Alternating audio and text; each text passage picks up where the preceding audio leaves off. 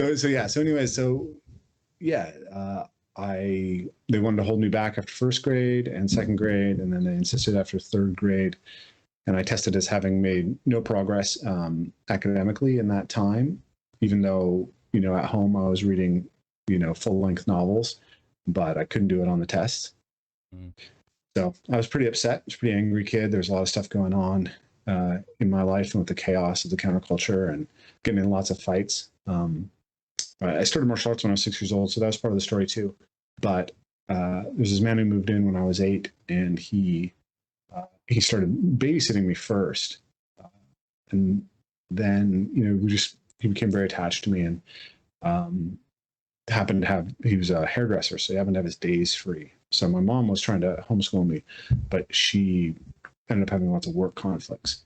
So he helped out, and I remember the first day that he was homeschooling me. He made me write lines, and I kind of expected that homeschooling would be doing whatever I wanted, and not happy to be writing lines. So I wrote, fuck you, fuck you, fuck you, over and over again. And he just looked at the lines and said, okay, I'd effectively written lines, and he let me go, and I ran him around and back into the woods for the rest of the day. So that was a good example of a relationship. But what he did with me was he gave me a lot of opportunity to roughhouse, and that helped me a lot because there's a variety of reasons why I think it's really helpful. But there's a lot of anger and aggression in me at that time in my life, and having somewhere that I could address that safely was really important to me. Yeah. The other thing that he did is he read me The Lord of the Rings, and that story was so profound for me and so powerful, and it really made me motivated to overcome my learning disabilities so that I could have access to stories like that. And so within a couple of years, I think by the end of fourth grade, I was able to read The Lord of the Rings to myself. And then from there, I got into just mythology, Greek mythology, Celtic mythology, Norse mythology, and then history. And a couple of years into that, I was, doing the lives of the 12 Caesars and,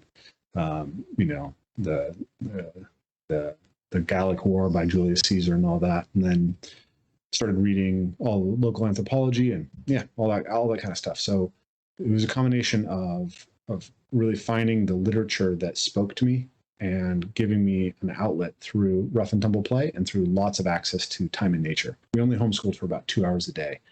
So the rest of the day I was just out in the woods running and jumping and climbing and pretending to fight off orcs. So that was how that impacted me. And, an interesting part of that story is he was part of a Native American religious group called Sesiwis, the Red Cedar Circle. And Sesiwis is the religion, the Red Cedar Circle was the organization. And within that organization, there were a bunch of people who had kids who were, say, 2, 3, 4 years old. And I started babysitting those kids when I was 12 or even younger. And I noticed that they had that same unmet need for rough and tumble play that I had. And so I started kind of taking over that role for a lot of other people's kids at 12 and 13 years old. And then when I was 13, my closest friend at the time crashed his bike and ruptured his spleen. And when they took his spleen out, they didn't suture him properly, and so he bled out overnight. And he had a little brother who was 6, and he used to roughhouse with his little brother every night.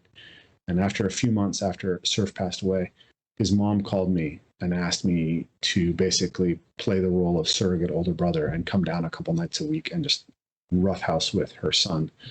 And so I did that for him, and that became another really powerful story, another really deep connection. So this theme of rough and tumble play was something that was really really powerful for me from a young age. Also brotherhood, I feel. There's something about taking people under your wing when you can nurture them in ways that's more than just helpful words. It seems like really spending real quality time. That was something that I really appreciated when we first met, when we trained, and some of the things that you brought us into an understanding of was the importance of roughhousing. And it goes lot deeper than most people would think. You know, I know a lot of people would probably, you know, think back to Joe Rogan talking about how he's learned more life lessons on the BJJ method than anywhere else.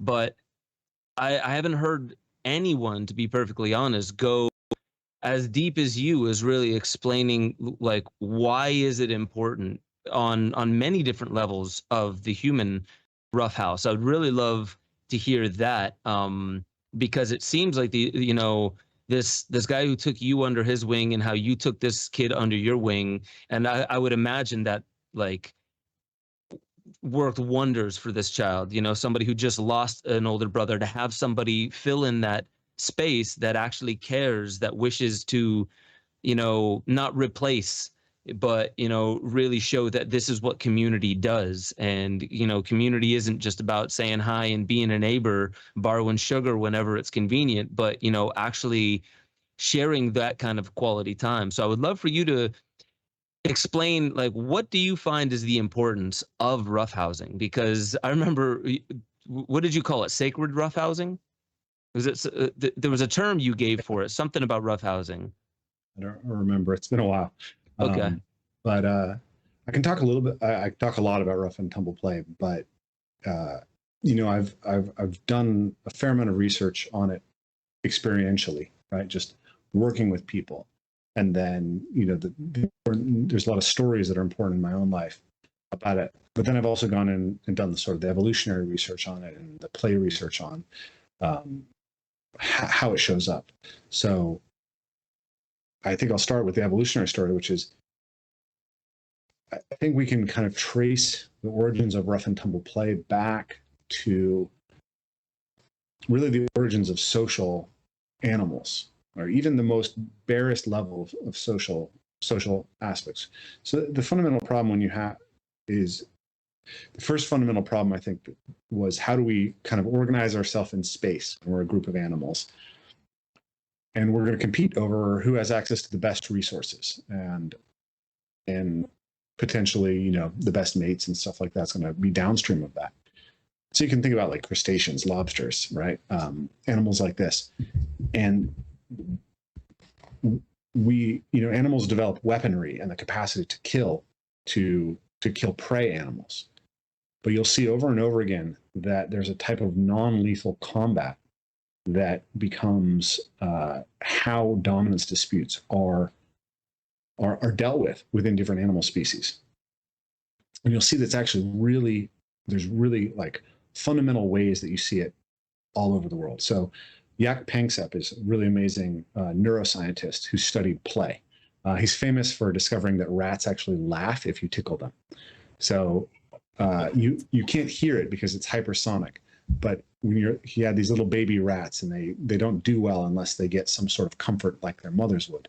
So he used an eraser to rub their bellies like their mothers would lick their bellies. And he found the rats would elicit this behavior. They would come over and ask you to do this. And he started recording it. And the recordings actually sound like laughter once you slow them down to a speed that a human being can listen to them at. So this is really cool research. He's famous for that. But he did a lot of research on rough and tumble play. And we can talk more about that. But one of the interesting things is that the way that rats engage in play is that they pin each other's shoulders to the mat, to the ground. And so, well, that's actually cross-culturally universal form of rough and tumble play in human beings as well. And then it turns out you can find it in goanna lizards, and you can find it in bears, and, you know, all these things. Even venomous snakes, right? You have these two animals that have the capacity to kill each other with venom. They settle disputes by wrapping their necks around each other and trying to press the other one's head down to the ground. So let's say evolutionary, you had this non-lethal combat that was developed, and it's a way of settling dominance disputes. Now you want to be good at that, right? Well, how do you get good at that? You have to practice it. So then you have play, right? You have this behavior of going through the motions of a dominance kind of conflict, but it's not a real dominance conflict.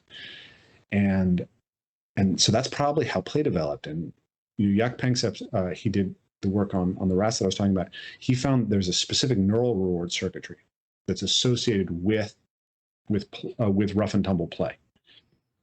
And he hypothesized that rough and tumble play is probably the original form of play. And if you connect this to like Jean Piaget's work about, how morality develops out of iterated games, the basic idea is that as a young animal, you and I both want to get strong. And so we're going to wrestle. But if I always win and you always lose, then you're not necessarily learning what you need. So I need to handicap myself a little bit in order for you to grow, right? So now I have to have a theory of mind and some kind of empathy. And now I have the potential really for some sort of trading relationship, because we're trading me handicapping myself a little bit so that you can stay in the game, or vice versa. Mm-hmm. And so I think what happened over time is that this basic circuitry, this basic function is exacted into all these other purposes, right? Exaptation is a process in evolution where you evolve a capacity for one reason, and then we use it for another. So feathers, for instance, did not evolve for flying. The human tongue, which can speak, developed all of its capacity for mobility through manipulating food.